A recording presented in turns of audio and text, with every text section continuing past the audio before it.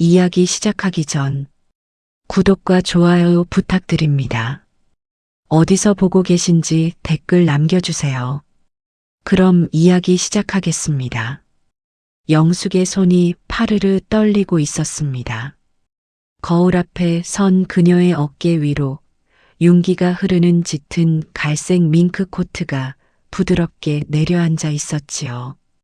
500만 원. 시장 반찬 가게에서 새벽 4시에 일어나 젓갈을 담그고 뜨거운 불 앞에서 반찬을 볶으며 손님 앞에 허리를 굽혀가며 20년을 모은 돈이었습니다. 영숙은 떨리는 손으로 코트 깃을 쓸어내리며 혼잣말을 했습니다. 오늘은 나도 교수 부인답게 보이겠지. 꿀릴 거 없어. 오늘은 남편 박진석의 정교수 취임 축하 리셉션이 있는 날. 서울 한복판 번쩍거리는 특급 호텔 연회장에서 열리는 귀한 자리였습니다. 영숙은 이날만을 위해 동네 미장원에서 머리를 한껏 올리고 난생 처음 백화점 화장품 매장에 가서 고운 립스틱도 하나 샀습니다. 거울 속 자신이 낯설었지만 가슴 한켠이 따뜻하게 부풀어 올랐습니다. 오늘만큼은 남편의 그림자가 아니라 옆자리에 당당히 서고 싶었던 겁니다. 호텔 로비에 들어서는 순간 영숙의 심장이 빠르게 뛰기 시작했습니다. 대리석 바닥 위로 샹들리에 불빛이 쏟아져 내렸고 어디선가 은은하고 고급스러운 피아노 선율이 흘러나왔습니다. 영숙은 저도 모르게 주눅이 들었지만 남편을 생각하며 애써 어깨를 폈습니다. 그때 저만 치서 남편 진석이 성큼성큼 다가왔습니다. 영숙의 얼굴에 환한 미소가 번졌습니다. 아내가 예쁘게 꾸미고 왔으니 반겨주러 오는 줄 알았으니까요. 하지만 진석의 눈빛은 차갑다 못해 서늘했습니다. 그는 영숙의 팔을 거칠게 잡아 끌며 로비 구석 커다란 화분 뒤편으로 획 밀어 세웠습니다. 이게 무슨 꼴이야? 당신 지금 제정신이야? 여보, 나 오늘 당신 기죽지 말라고 큰맘 먹고 밍크도 입고. 밍크? 그게 문제가 아니잖아. 당신 몸에 밴 젓갈 냄새는 밍크 코트로도 안 가려져. 냄새가 진동을 한다고. 어머, 냄새. 제발 분수를 좀 알아. 오늘 총장님도 오시고 외국 학자들도 오는 자리야. 당신이 그 냄새 풍기면서 내 옆에 서 있으면 내 체면이 뭐가 돼?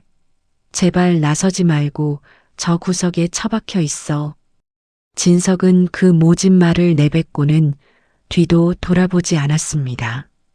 영숙은 화분 옆에 우두커니 선 채로 남편의 멀어지는 뒷모습을 바라보았습니다. 코트를 사느라 며칠 밤을 설렜던 마음이 새벽부터 꽃단장하며 품었던 기대가 그 한마디에 산산이 부서져 내렸습니다. 대리석 바닥 위에 선 밍크 코트 차림의 여자가 그렇게 초라해 보일 수 없었습니다. 잠시 후 연회장 입구 쪽에서 맑은 웃음소리가 들려왔습니다. 고개를 들어보니 진석의 팔에 너무나 자연스럽게 팔짱을 낀 한 여자가 보였습니다. 단정한 실크 원피스에 누가 봐도 세련된 쇼컷 머리를 한 여자. 그녀는 마치 이 자리의 안주인처럼 우아하게 걷고 있었습니다. 윤미라. 진석이 학교 후배라며 몇 번 이야기했던 그 이름이었습니다. 미라는 로비 구석에 쭈그리고 있는 영숙을 발견하고는 고개를 살짝 기울이며 다가왔습니다. 그녀에게선 머리가 아찔할 만큼 좋은 향기가 났습니다. 어머, 이분이 사모님이시구나. 안녕하세요. 저 이번에 새로 임용된 윤미라 교수예요. 박 교수님 아끼는 후배고요. 영숙이 어색하게 고개를 숙이자 미라의 입꼬리가 가늘게 올라갔습니다. 교수님이 항상 말씀하시더라고요. 집에서 일해주시는 분이 고생이 많으시다고. 정말 존경스러워요. 그 시장 특유의 냄새를 안고 사시면서도 묵묵히 내조하시는 거잖아요. 대단하세요. 일해주시는 분. 시장 냄새. 그 말이 비수가 되어 영숙의 가슴에 꽂혔습니다. 하지만 영숙은 아무 대꾸도 할 수 없었습니다. 미라의 미소가 너무 완벽해서 그것이 조롱인지 칭찬인지 순간 분간이 되지 않았기 때문입니다. 미라는 가볍게 목례를 하고는 다시 진석에게로 돌아갔습니다. 두 사람이 나란히 너무나 잘 어울리는 한 쌍처럼 연회장으로 들어가는 뒷모습이 영숙의 눈에 핏발 서린 잔상으로 남았습니다. 결국 영숙은 끝내 연회장 문턱을 넘지 못했습니다. 화분 옆 딱딱한 의자에 앉아 2시간을 꼬박 기다렸고 행사가 모두 끝난 뒤에야 진석의 차에 올라탈 수 있었습니다. 집으로 돌아가는 차 안은 무겁게 가라앉아 있었습니다. 진석은 피곤한 듯 눈을 감고 있었고 영숙도 입을 뗄 수 없었습니다. 그런데 그 숨막히는 고요 속에서 영숙의 코끝을 스치는 것이 있었습니다. 진석의 양복깃에서 풍기는 한 번도 맡아본 적 없는 낯선 향수 냄새. 달콤하면서도 톡 쏘는 분명 자신의 젓갈 냄새와는 다른 그 향기가 좁은 차 안을 가득 채우고 있었습니다. 영숙의 손이 무릎 위에서 천천히 주먹을 쥐었습니다. 심장이 쿵 하고 내려앉는 것 같았습니다. 이 냄새, 기억이 났습니다. 아까 로비에서 자신을 비웃던 윤미라. 그 여자에게서 나던 바로 그 향기였습니다. 조수석 창밖으로 서울의 화려한 야경이 흘러갔지만 영숙의 눈에는 아무것도 들어오지 않았습니다. 머릿속에는 오직 한 장면만이 선명하게 박혀버렸습니다. 남편의 팔에 자연스럽게 팔짱을 끼던 그 여자의 하얀 손.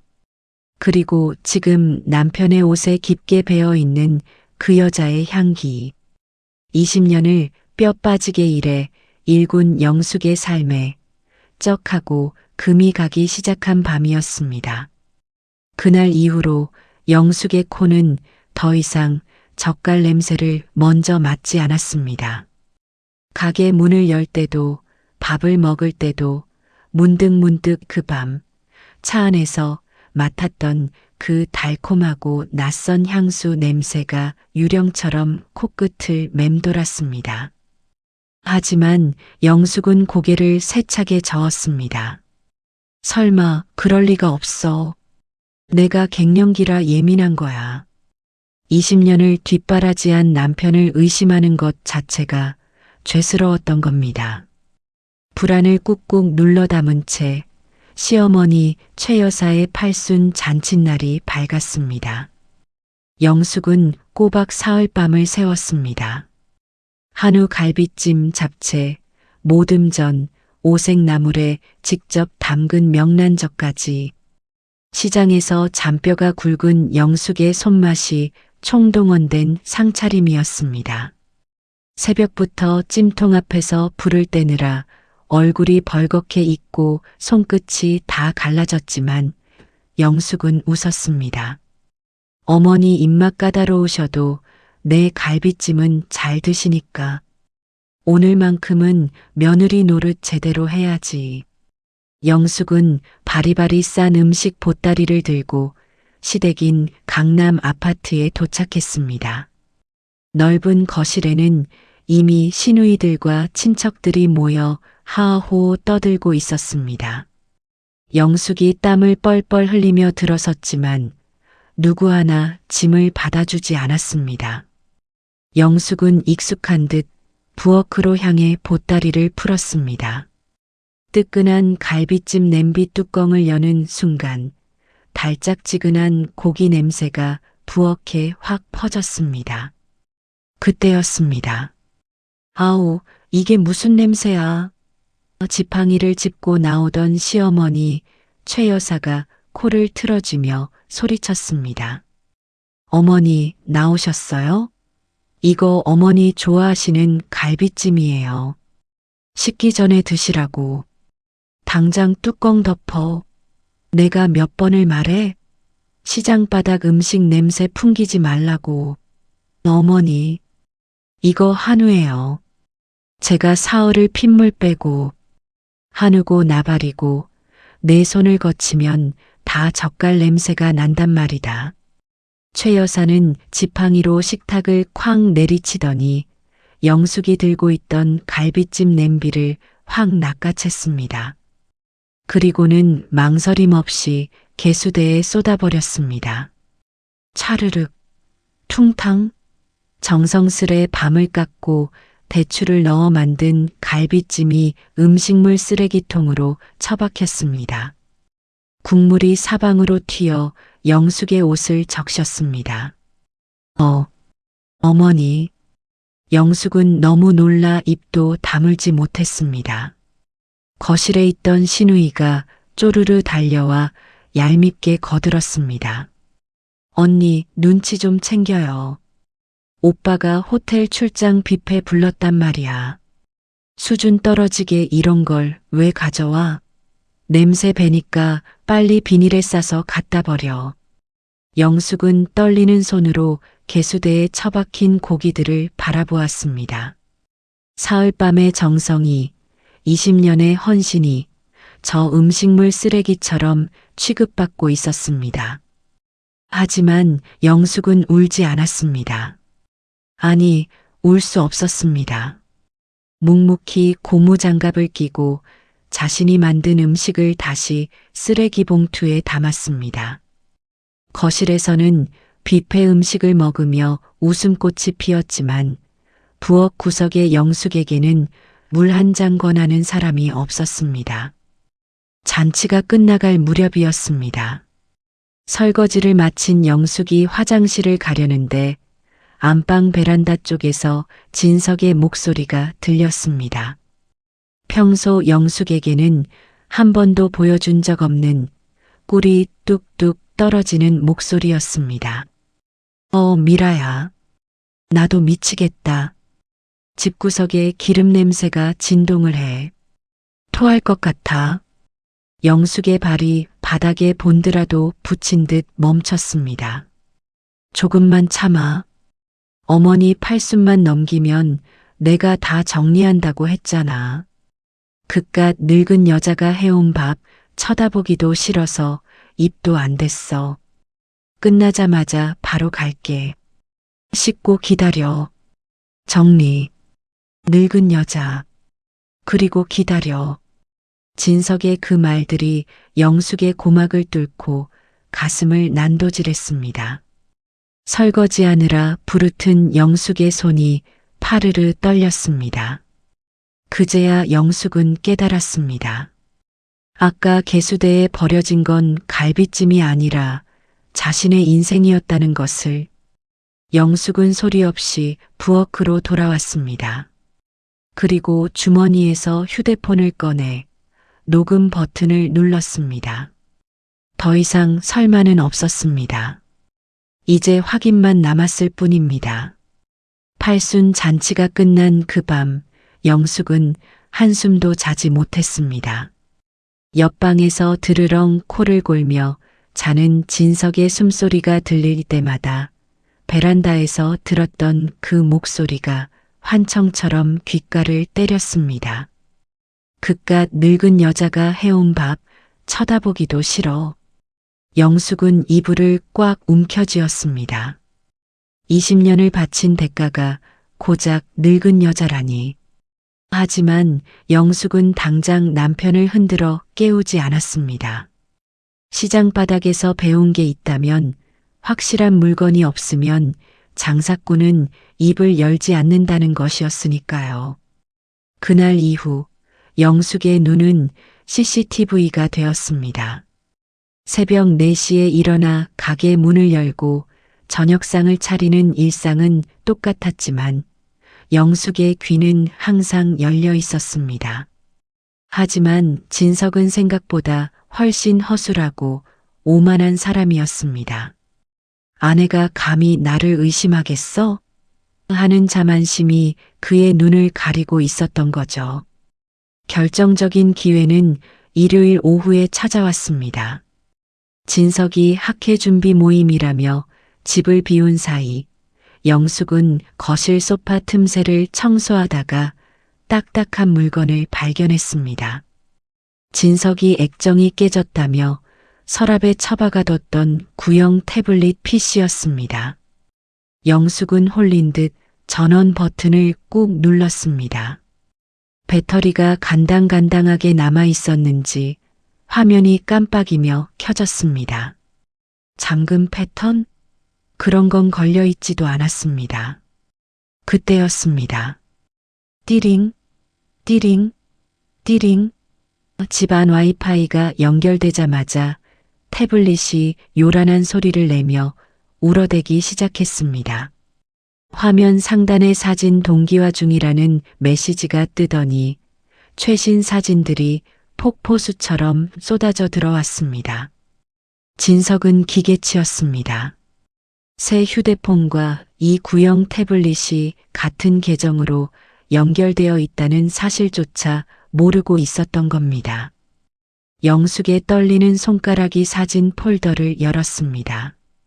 수백 장의 사진들이 화면을 채웠습니다.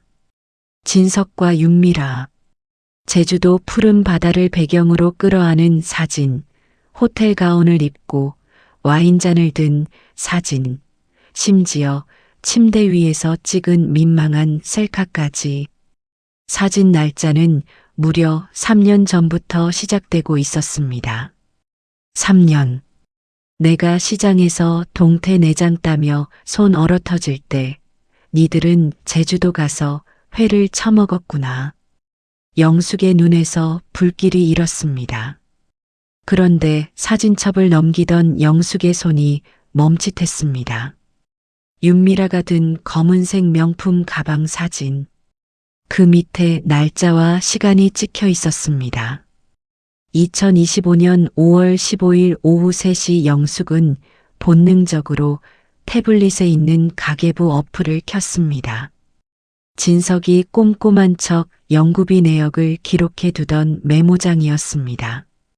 같은 날짜, 같은 시간. 5월 15일 오후 3시 마이너스 연구실 고정밀 현미경 구입 550만 원. 영숙의 입에서 헛웃음이 터져 나왔습니다. 현미경? 이게 현미경이야? 속아 웃겠다. 이 도둑놈들아. 영숙은 시장에서 20년간 장부를 써온 여자입니다. 100원짜리 콩나물 값도 맞춰내는 영숙의 눈에 남편의 엉성한 이중 장부가 훤히 들여다 보였습니다. 학회 세미나실 대관료 300만 원 호텔 스위트룸 결제 영수증 연구 자문료 지급 200만 원 윤미라 명의 계좌이체. 대충 훑어본 횡령액만 1억이 넘었습니다. 영숙이 10년 동안 저가를 팔아야 모을 수 있는 돈이 윤미라의 가방과 구두, 호텔비로 사라진 겁니다. 영숙은 당장이라도 태블릿을 바닥에 내동댕이 치고 싶었지만 이를 악물고 참았습니다. 대신 가게에서 쓰던 낡은 노트를 꺼냈습니다. 그리고 휴대폰으로 태블릿 화면을 한 장 한 장 찍기 시작했습니다. 사진 속 명품과 장부 속 거짓말을 11로 매칭해서 완벽한 증거 목록을 만들었습니다. 시장에서 외상 장부를 정리하던 그 무서운 집중력이 이번에는 남편의 숨통을 조이는 칼이 되고 있었습니다. 모든 증거를 확보한 영숙은 태블릿을 원래 있던 소파 틈새에 끼워 넣었습니다. 그리고 부엌으로 가 고무장갑을 꼈습니다. 저녁 늦게 돌아온 진석이 식탁을 보며 투덜거렸습니다. 아, 배고파 죽겠는데 반찬이 이게 뭐야? 풀밭이야? 영숙은 평소와 똑같은, 아니, 평소보다 더 상냥한 목소리로 국그릇을 내려놓았습니다. 미안해요, 여보. 내가 정신이 없어서 고기를 못 샀네. 대신 내일은 당신 제일 좋아하는 갈치조림 해줄게. 아주 맵고 짜릿하게. 진석은 영숙의 말 속에 숨겨진 뼈를 눈치채지 못한 채 숟가락을 들었습니다. 영숙은 맞은편에 앉아 남편이 밥 먹는 모습을 물끄러미 바라보았습니다. 앞치마 주머니 속 증거가 가득 담긴 휴대폰이 묵직하게 느껴졌습니다. 많이 먹어도 박진석, 그게 네 마지막 편한 밥상이 될 테니까. 영숙의 입가에 서늘한 미소가 스쳤습니다. 태블릿의 비밀을 알게 된 뒤로 영숙의 하루는 완벽한 연극 무대가 되었습니다. 겉으로는 여전히 새벽 4시에 일어나 콩나물을 다듬고 저녁이면 남편의 넥타이를 받아주는 순에 빠진 아내였습니다. 하지만 속으로는 밤마다 태블릿 속 증거 사진을 확대해 보며 날짜와 횡령 금액을 장부에 옮겨 적는 저승사자였습니다. 영숙은 쥐 죽은 듯 기다리고 있었습니다. 독이 잔뜩 오른 뱀이 제 발로 덫에 들어올 때까지. 그리고 그 기회는 생각보다 빨리 아주 뻔뻔한 얼굴로 찾아왔습니다. 토요일 저녁 진석이 느닷없이 거실 식탁에 누런 서류 봉투 하나를 턱 내려놓았습니다. 영수가 텔레비전 끄고 이리 와서 앉아봐. 중요한 얘기야. 영숙은 설거지하던 젖은 고무장갑을 벗으며 영문을 모르는 척 맞은편에 앉았습니다. 진석이 봉투에서 꺼낸 것은 두꺼운 서류 뭉치였습니다. 맨 위에 재산 분할 및 명예 신탁 동의서, 그리고 그 밑에 숨겨진 협의 이혼 의사 확인 신청서. 이혼이라니. 여보, 이게 다 무슨 소리야? 내가 뭐 잘못했어? 영숙이 손을 벌벌 떨며 묻자 진석은 혀를 차며 팔짱을 꼈습니다. 아, 흥분 좀 하지 마. 진짜 이혼하자는 게 아니잖아. 위장이야, 위장. 위장? 내가 이번에 정교수 되면서 학교 윤리감사가 엄청 빡빡해졌어.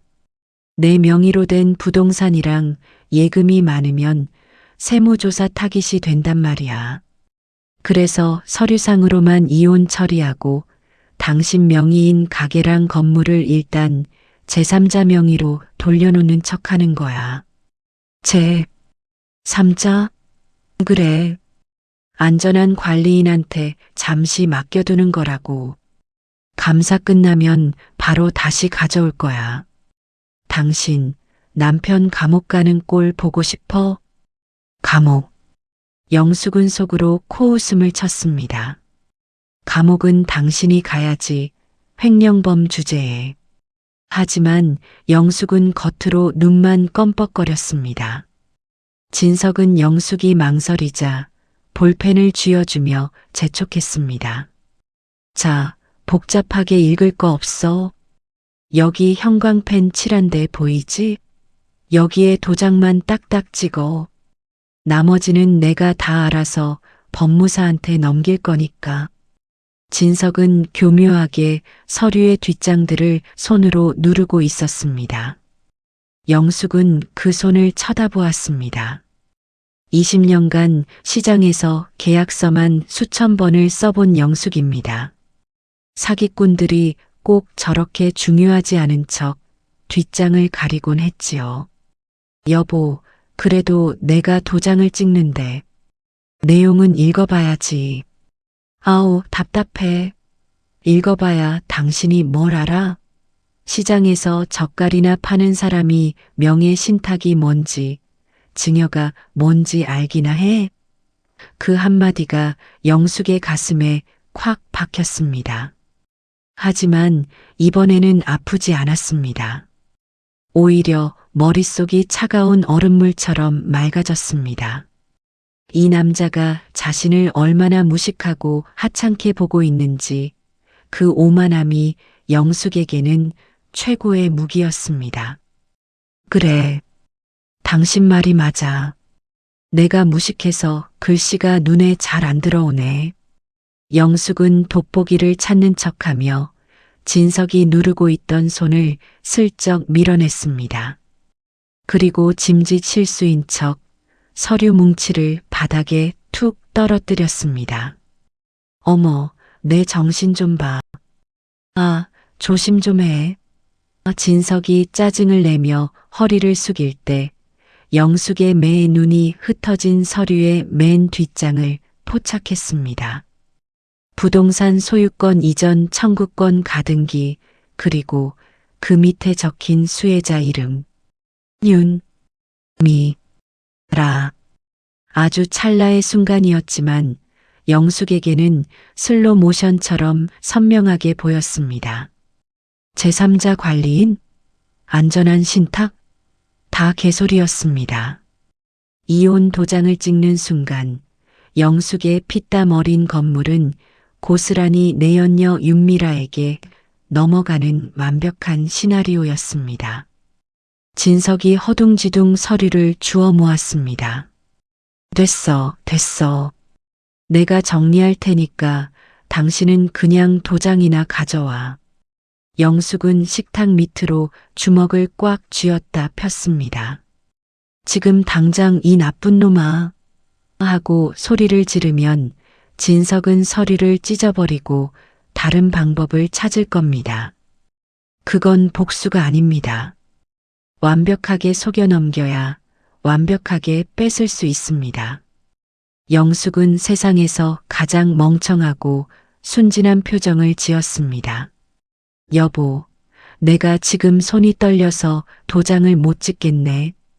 그리고 오늘 토요일이라 인감도 가게 금고에 있어. 아? 진짜 도움 안 되네. 월요일에 가게 나가서 인감 가져올게. 그리고 나 글 읽는 거 느린 거 알잖아. 주말 동안만 천천히 읽어보고 월요일 아침에 딱 찍어줄게. 어때? 진석은 영숙을 째려보더니 콧방귀를 뀌었습니다. 어차피 이 무식한 여자가 주말 동안 읽어봤자 까만 건 글씨요, 하얀 건 종이일 거라고 생각한 겁니다. 알았어. 딱 월요일 아침까지야. 그때 안 찍으면 나도 다 생각이 있어. 진석은 서류 뭉치를 식탁 위에 던져두고 안방으로 들어갔습니다. 쾅, 문 닫는 소리가 들리자마자 영숙의 눈빛이 돌변했습니다.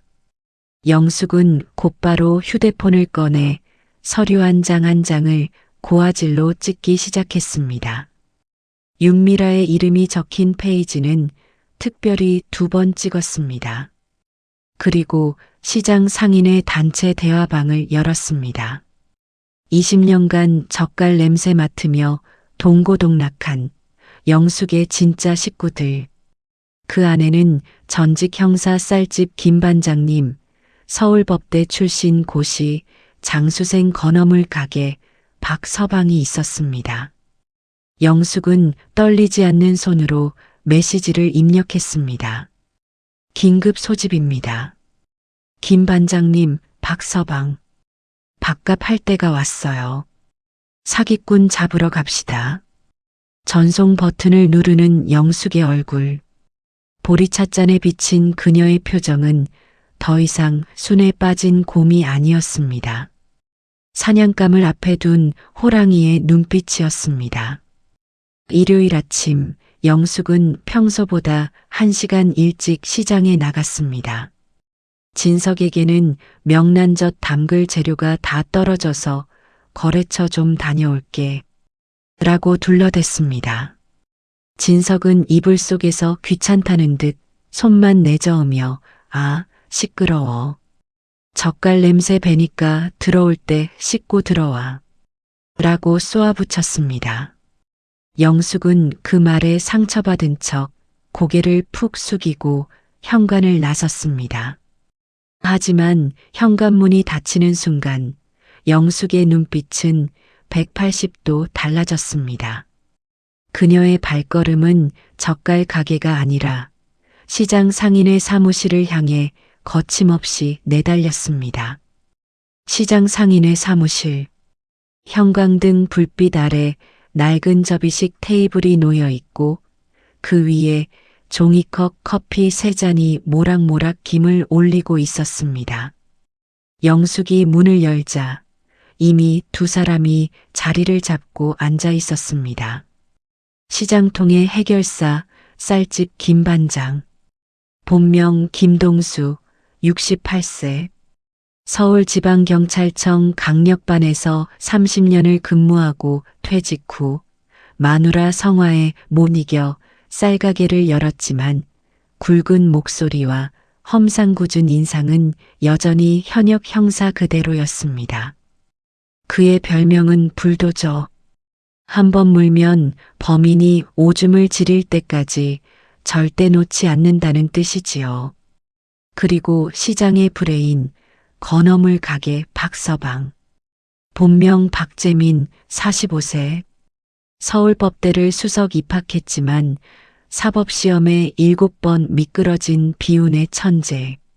시험 운은 없었지만 머릿속에 든 법 조항은 현직 판사보다 많다는 소문이 자자했습니다. 지금은 어머니가 남긴 건어물 가게에서 쥐포를 굽지만 아름아름 시장 사람들의 법률 상담을 도맡아 하고 있었습니다. 어이 영숙이 형수님. 어젯밤에 그 문자 보고 내 잠을 한숨도 못 잤소다. 대체 무슨 일이요? 김 반장이 종이컵을 쾅 내려놓으며 물었습니다. 영숙은 대답 대신 가방에서 서류 뭉치와 휴대폰을 꺼내 테이블 위에 올려놓았습니다. 태블릿에서 찍은 불륜 사진, 횡령 장부 캡처, 진석의 통화 녹음, 그리고 어젯밤 발견한 윤미라의 이름이 적힌 서류까지 모든 것을 담담하게 털어놓았습니다. 사무실은 찬물을 끼얹은 듯 조용해졌습니다. 김 반장의 눈이 뱀눈처럼 가늘어지더니 주먹으로 테이블을 내리쳤습니다. 이런 게 호로 자식을 봤나? 형수 등골 빼먹어 교수 됐으면 절을 해도 모자랄 판에 이제 뼈까지 발라드셔? 내가 오늘 당장 가서 그놈 멱살을. 진정하세요, 반장님. 멱살 잡으면 폭행죄만 추가됩니다. 박서방은 달랐습니다. 안경을 치켜 올리며 서류를 한 장씩 넘기더니 빨간 볼펜으로 숫자에 동그라미를 치기 시작했습니다. 형수님, 이 서류들은 완벽한 범죄 증거입니다. 협의이혼 가장, 명예 신탁 강요, 부동산 실권리자, 명예 등기법 위반. 거기다 이 연구비 장부는 국고 보조금 횡령이에요. 형사와 민사를 동시에 걸면 최소 징역 3년은 나옵니다. 그래서 내가 어떻게 하면 돼? 영숙의 목소리가 떨렸습니다. 박서방이 안경 너머로 영숙을 똑바로 쳐다보며 말했습니다. 그냥 고소하면 재미가 없잖아요. 진석이가 낌새 채고 증거 인멸할 수도 있고 변호사 써서 빠져나갈 구멍 만들 수도 있어요. 제일 좋은 건 도망칠 틈을 주지 않고 수백 명이 보는 앞에서 사회적 사형 선고를 내리는 겁니다. 김 반장이 팔짱을 끼며 눈을 빛냈습니다. 옳지. 영숙이 그놈 가까운 시일 안에 사람 많이 모이는 행사 같은 거 없어? 영숙은 잠시 생각하다가 눈이 커졌습니다. 있어요. 2주 뒤에 학교 대강당에서 출판 기념회를 한대요. 총장님이랑 교수들, 기자들까지 오는 큰 행사라고 자랑했어. 김 반장과 박 서방이 동시에 고개를 끄덕이며 씩 웃었습니다.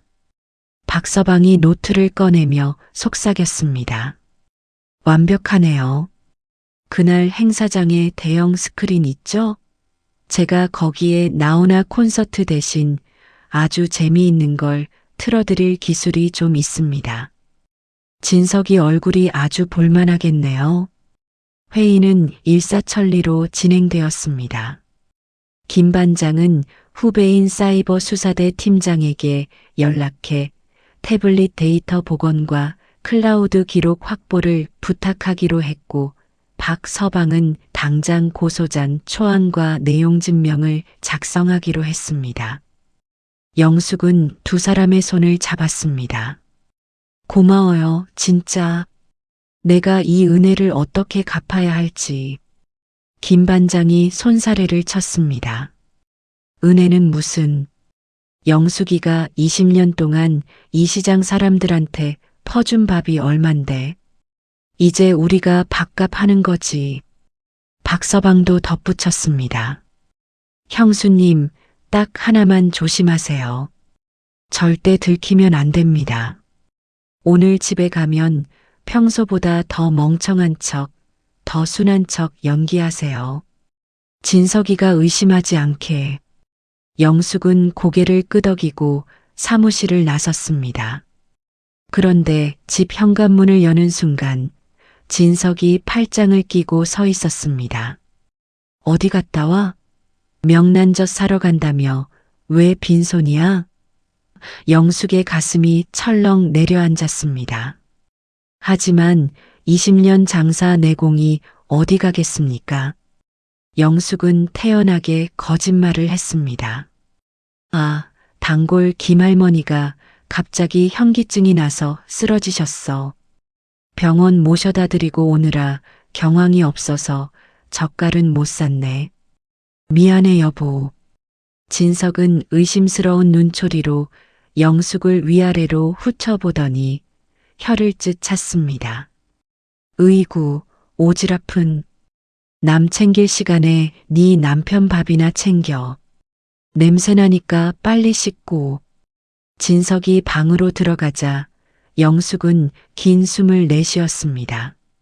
다행히 속아 넘어갔습니다. 영숙은 화장실 거울을 보며 중얼거렸습니다. 그래, 실컷 비웃어라. 2주 뒤에도 그 입이 살아서 떠드나 보자. 시장 사무실을 나설 때 맡았던 비릿한 젓갈 냄새가 오늘따라 향수보다 더 향긋하고 든든하게 느껴졌습니다.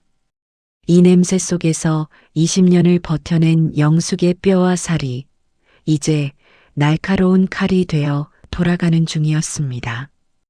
2주는 폭풍 전야처럼 고요하게 지나갔습니다. 영숙은 그 시간 동안 완벽한 바보 연기를 펼쳤습니다. 진석이 서류 아직도 안 읽었어? 하고 닥달하면 글씨가 깨알 같아서 돋보기 쓰고 읽느라 그래. 내일은 꼭 찍을게. 하며 능청을 떨었습니다. 진석은 무식한 여편네, 일처리 하나 빠릿하게 못한다며 혀를 찼지만 의심은 하지 않았습니다. 오만이 그의 눈을 가리고 있었으니까요. 그 사이 시장 사람들은 밤낮 없이 움직였습니다. 박서방은 태블릿 속 횡령 장부와 불륜 사진을 날짜별로 매칭해 15분짜리 폭로 영상을 제작했고, 김 반장의 후배인 사이버 수사대 팀장은 삭제된 데이터까지 탈탈 털어 법적 효력이 있는 포렌식 보고서를 완성했습니다. 모든 준비는 끝났습니다. 드디어 출판 기념회 당일, 대학교 대강당은 300석이 모자랄 정도로 꽉 찼습니다. 총장, 동료 교수, 학생들, 그리고 냄새를 맡고 온 기자들까지. 무대 위 대형 스크린에는 진석의 근엄한 프로필 사진이 떠 있고, 진석은 맞춤 양복을 입고 입이 귀에 걸려 하객들을 맞이했습니다. 그의 두 걸음 뒤에는 윤미라가 화사한 투피스 차림으로 서서 마치 안주인인 양 고개를 빳빳이 들고 서 있었습니다. 영숙은 대강당 맨 뒷문으로 조용히 들어왔습니다. 평소 입던 젓갈 냄새밴 앞치마 대신 빳빳하게 다림질한 검정 재킷을 입고 있었습니다. 옆에서 김 반장이 귓속말을 했습니다. 영숙이 떨지 마. 오늘이 제삿날이다. 걱정 마요, 반장님. 20년 묵은 빚, 이자까지 쳐서 받을 거니까. 행사가 시작되고 진석이 마이크를 잡았습니다. 이 책은 제 학자적 양심과 열정의 산물입니다. 특히 묵묵히 저를 내조해 준 바로 그 순간이었습니다. 지지직 마이너스 하는 소리와 함께 대형 스크린이 검게 깜빡이더니 진석의 얼굴이 사라졌습니다. 그리고 화면 가득 진석과 윤미라가 호텔 침대에서 와인잔을 들고 뒹구는 사진이 대문짝만하게 떴습니다. 객석이 헉 하는 소리와 함께 술렁거렸습니다. 진석의 얼굴에서 웃음기가 싹 사라졌습니다. 이게 뭐야? 방송실, 화면 안 꺼. 하지만 스크린은 멈추지 않았습니다. 윤미라가 든 500만 원짜리 명품 가방 사진. 바로 옆에 뜨는 엑셀 장부.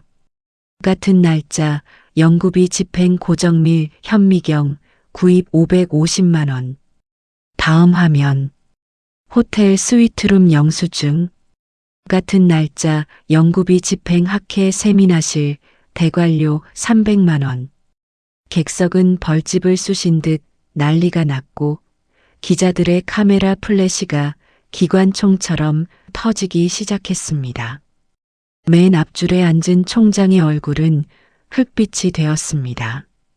진석은 사색이 되어 허둥지둥 스크린을 몸으로 가리려 애썼습니다. 이거 조작이야. 누가 이런 짓을. 그때 객석 한가운데서 영숙이 뚜벅뚜벅 걸어 나왔습니다. 300명의 시선이 그녀에게 꽂혔습니다. 영숙은 마이크도 없이 쩌렁쩌렁한 목소리로 외쳤습니다.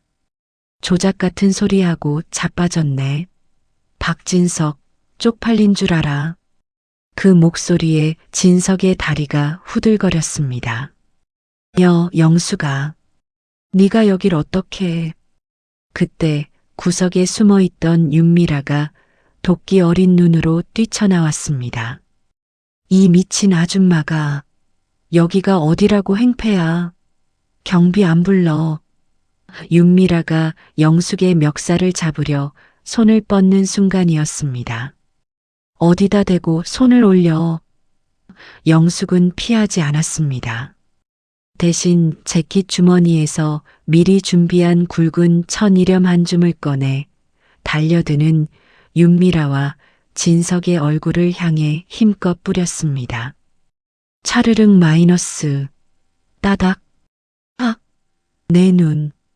소금 세례를 정통으로 맞은 윤미라가 비명을 지르며 주저앉았습니다. 진석도 따가운 눈을 부여잡고 비틀거렸습니다. 하얀 소금 알갱이들이 대강당 바닥으로 우수수 떨어졌습니다. 박진석, 윤미라. 잘 들어. 이 소금은 내가 20년 동안 손 터져가며 젓갈 담그던 그 소금이야. 냄새난다며? 그래, 맡아봐. 이게 니들 배 불리고 니들 명품 사준 냄새야. 영숙은 품에서 두툼한 서류 봉투를 꺼내 총장 앞에 쾅 내려놓았습니다. 총장님, 이거 박진석 교수 횡령 증거 원본이랑 검찰 고발장입니다. 학교 망신시키기 싫으면 알아서 처리하세요.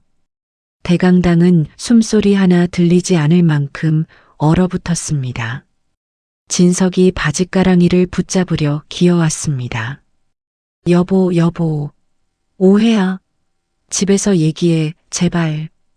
영숙은 더러운 것을 보듯 발을 빼며 차갑게 쏘아붙였습니다. 그 집 내 명이야. 당장 짐 싸서 나가. 안 그러면 주거침입으로 신고할 테니까. 영숙은 뒤도 돌아보지 않고 대강당을 걸어 나갔습니다.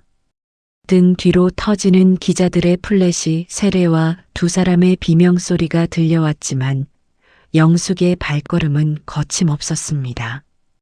대강당 문을 열고 나오자 봄바람이 시원하게 불어왔습니다. 그 바람에서 짭조름하고 향긋한 승리의 냄새가 났습니다. 출판 기념회의 소금 세례. 그 소식은 하룻밤 만에 대학가를 넘어 인터넷을 집어삼켰습니다.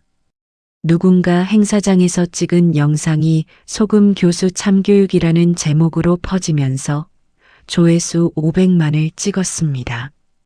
영상 속에서 소금을 맞고 비명을 지르는 진석과 윤미라 그리고 쩌렁쩌렁하게 호통치는 영숙의 모습에 댓글창은 사이다다. 속이 다 시원하다는 응원으로 도배되었습니다. 현실은 더 냉혹하고 빨랐습니다. 다음 날 아침 대학교 총장실에 긴급윤리위원회가 소집되었습니다. 박서방이 준비한 증거 자료는 빠져나갈 구멍이 없었습니다. 포렌식 보고서, 계좌 이체 내역, 불륜 사진과 횡령 장부의 10일 대조표. 윤리위원회는 만장일치로 박진석 교수의 파면을 의결했습니다. 30년간 쌓아올린 학자의 간판이 영숙을 무시하던 그 오만함 때문에 단 하루 만에 박살이 난 겁니다. 검찰 수사도 일사천리였습니다. 진석의 연구실은 압수수색을 당했고 계좌는 동결되었습니다. 3년간 1억 2천만 원이 넘는 국가보조금이 내연녀의 명품백과 호텔비로 사라진 증거 앞에 어떤 변호사도 고개를 저었습니다. 진석은 하루아침에 신용불량자가 되었고 쫓기듯 관사에서 나와야 했습니다.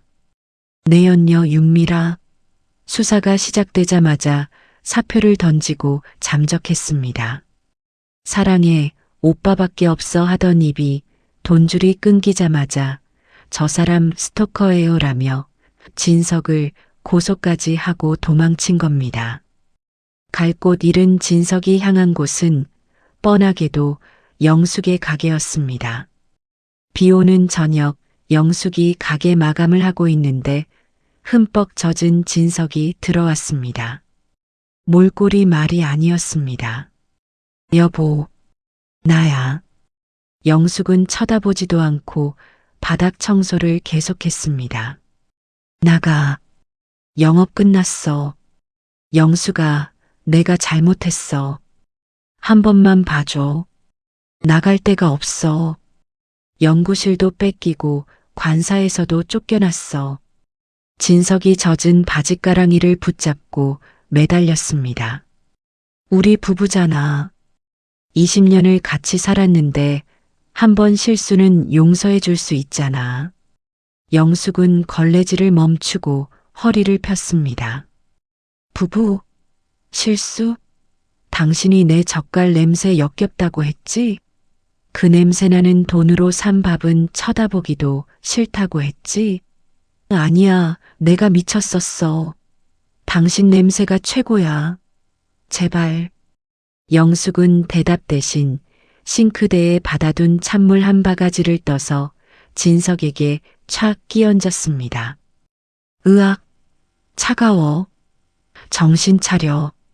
당신이 무시하던 그 냄새, 이제 맡을 자격도 없어. 당장 내 가게에서 나가. 영숙의 서슬 퍼런 눈빛에 진석은 쥐새끼처럼 도망쳤습니다. 시댁도 마찬가지였습니다. 다음 날 시어머니 최 여사가 짐 보따리를 싸들고 가게로 찾아왔습니다. 지팡이를 짚고 갈비찜을 버리던 그 위세는 온데간데 없고 세상 불쌍한 표정으로 영숙의 손을 잡으려 했습니다. 아가, 애미야. 내가 잘못했다. 진석이 놈이 죽일 놈이지. 내가 무슨 죄가 있니? 내가 갈 데가 없어서 그래. 며칠만 재워다오. 영숙은 시어머니의 손을 뿌리쳤습니다. 어머니, 저 아가 아닙니다. 남남된 지가 언젠데요? 그리고 갈비찜 버리실 때 기억 안 나세요? 제 손 닿은 건 더러워서 못 드신다면서요. 아이고, 내가 늙어서 노망이 났었나 보다. 제발, 여기 제 가게입니다. 영업 방해로 경찰 부르기 전에 나가세요. 영숙은 단호하게 문을 닫았습니다. 유리문 너머로 통곡하는 시어머니와 진석의 모습이 보였지만 영숙은 커튼을 쳐버렸습니다. 20년 동안 가슴에 얹혀있던 체증이 쑥 내려가는 기분이었습니다. 며칠 뒤 법원 판결문이 도착했습니다. 재산분할 소송 완승. 시장 가게와 건물은 영숙의 단독 명의로 확정되었고 진석이 빼돌리려던 예금도 전액 회수되었습니다. 진석은 횡령금 반환 소송까지 패소의 빚더미에 앉게 되었습니다. 판결문을 받아든 영숙은 시장 골목에 섰습니다. 김 반장과 박 서방이 달려와 영숙의 등을 두드려 주었습니다. 해냈어, 영숙이. 다 끝났어. 형수님, 이제 꽃길만 걸으세요. 영숙은 활짝 웃었습니다. 시장 특유의 젓갈 냄새와 생선 비린내가 섞인 바람이 불어왔습니다. 예전엔 옷에 배어 부끄럽던 그 냄새가 오늘은 세상 그 어떤 향기보다 구수하고 든든하게 느껴졌습니다. 영숙은 하늘을 올려다보며 크게 숨을 들이마셨습니다. 아따, 냄새 좋다. 이게 진짜 사는 맛이지. 1년이 흘렀습니다. 서울 강남 한복판 번듯한 건물 1층에 영숙이네 반찬 연구소라는 간판이 걸렸습니다. 시장 골목 허름한 반찬 가게가 아닙니다.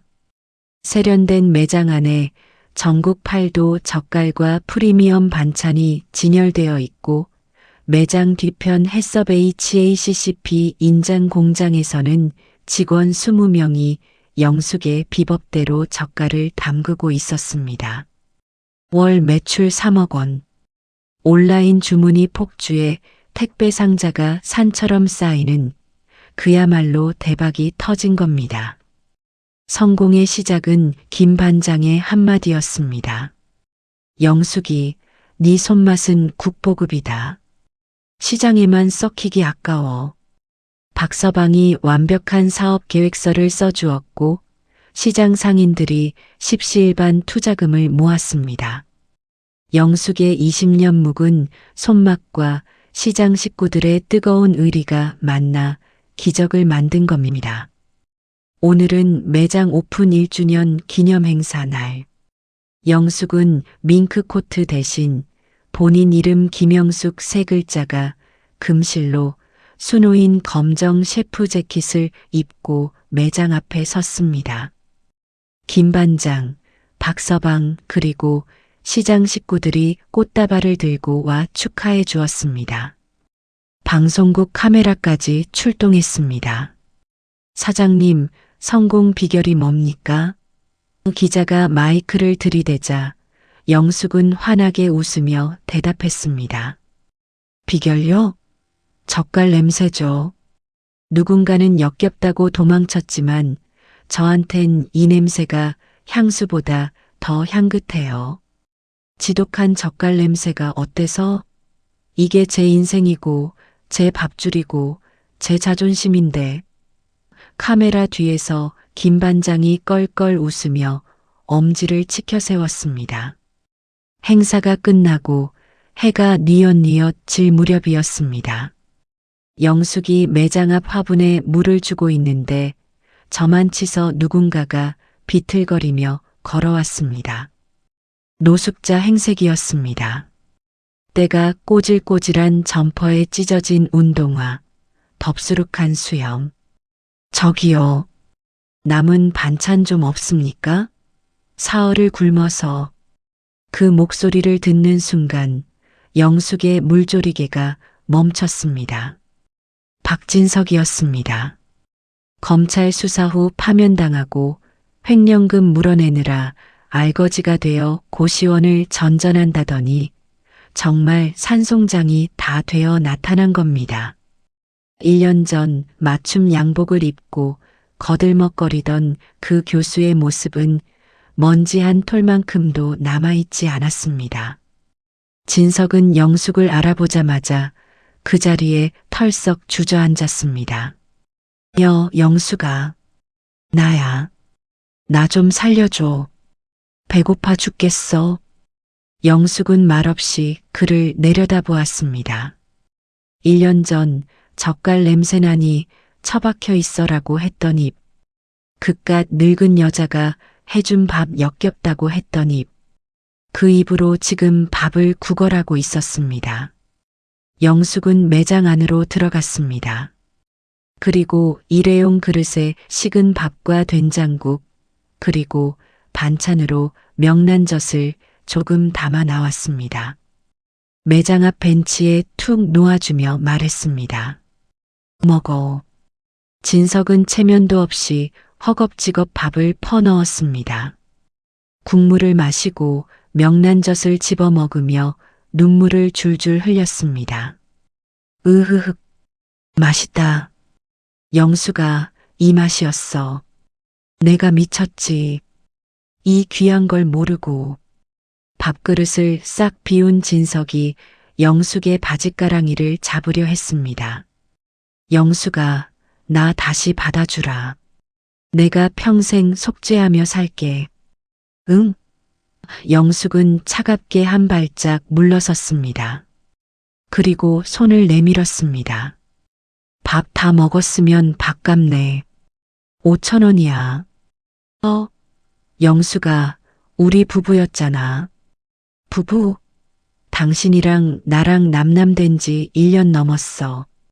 여긴 내 가게고 당신은 손님이야. 밥 먹었으면 돈을 내야지. 5,000원 내놔.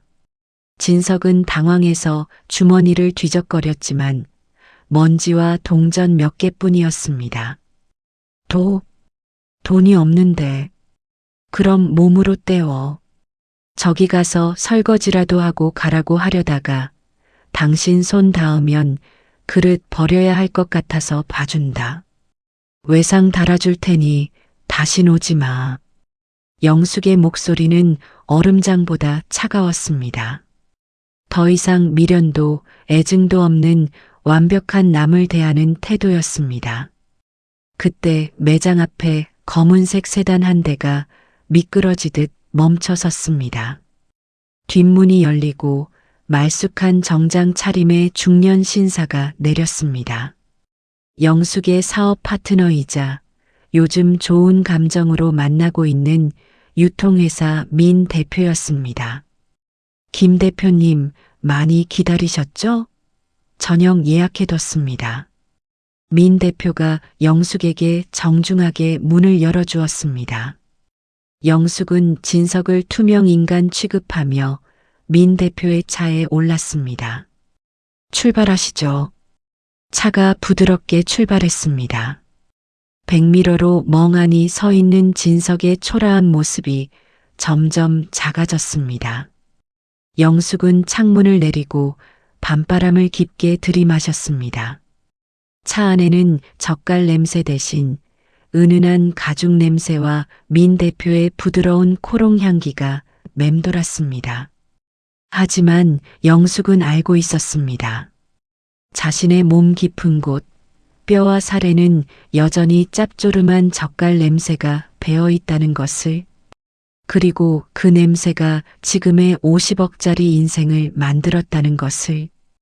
영숙은 환하게 웃으며 중얼거렸습니다. 아따, 오늘따라 밥맛 좋네. 서울의 화려한 야경이 영숙의 눈동자 속에서 보석처럼 반짝였습니다. 오늘 이 시간이 여러분 삶의 전환점이 되길 바랄게요. 끝까지 들어주셔서 진심으로 고맙습니다. 늘 건강하시고 행복하세요. 그럼 다음 이야기에서 다시 만나요. 안녕히 계세요.